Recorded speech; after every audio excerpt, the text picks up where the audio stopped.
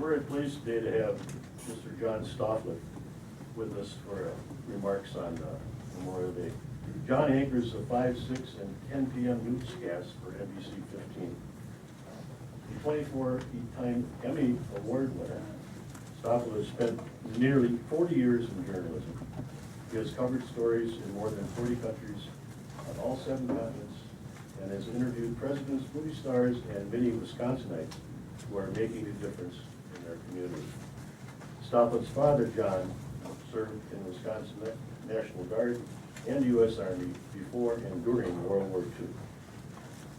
He was stationed at Fort Hamilton in Brooklyn, New York, where he met his future wife, Lita, who was volunteering as a USO hostess.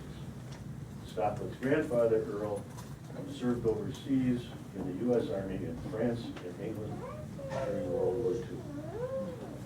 World War I. Please extend a warm welcome to Mr. Johnson.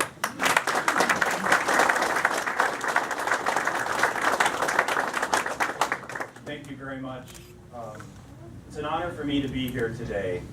I'm not a veteran, but I am a person who has the utmost respect for those who've served, including my dad and my grandfather, and certainly for those who have paid the ultimate sacrifice, which is what I want to talk to you about today. This young man is Private Dennis Stofflet. I grew up in Middleton. Denny enlisted in December of 1969 when I was about 8 years old. And like many young men and women, he stepped up and enlisted and was overseas and re-enlisted and came home in June of 1970 for his 21st birthday on leave. And I can remember playing with Denny in the backyard as a 8-year-old kid, 9-year-old kid at that point, running around with squirt guns, chasing each other around. And then Denny had to go back to Vietnam. And just 10 days later, on June 20th, he was killed in Cambodia. So the war really came home to me at that point.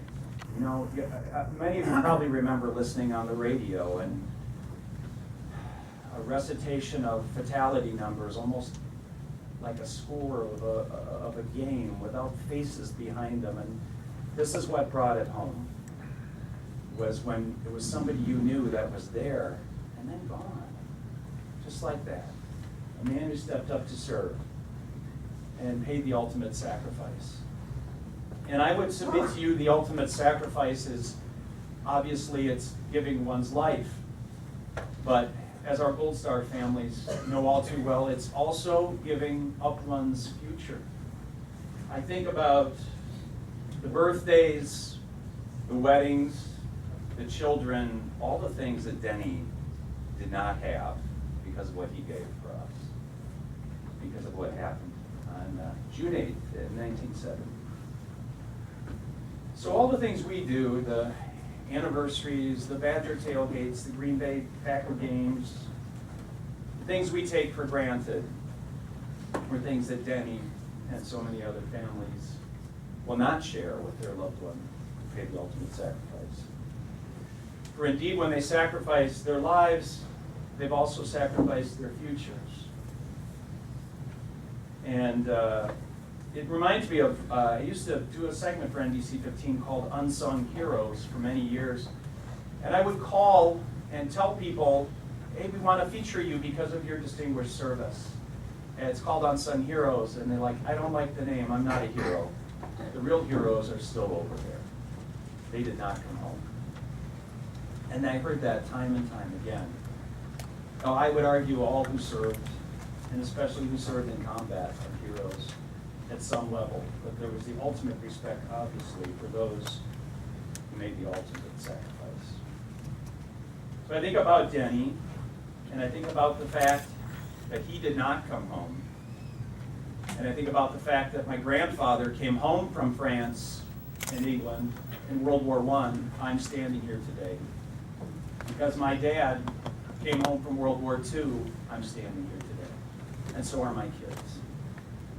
It's important that we remember the ultimate sacrifice, that we don't just remember the moment they died, but the moments of their lives they gave up for us. And I ask you to do that today, and you're all here so you fully understand what the true meaning of Memorial Day is.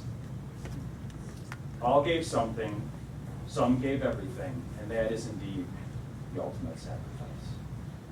Thank you.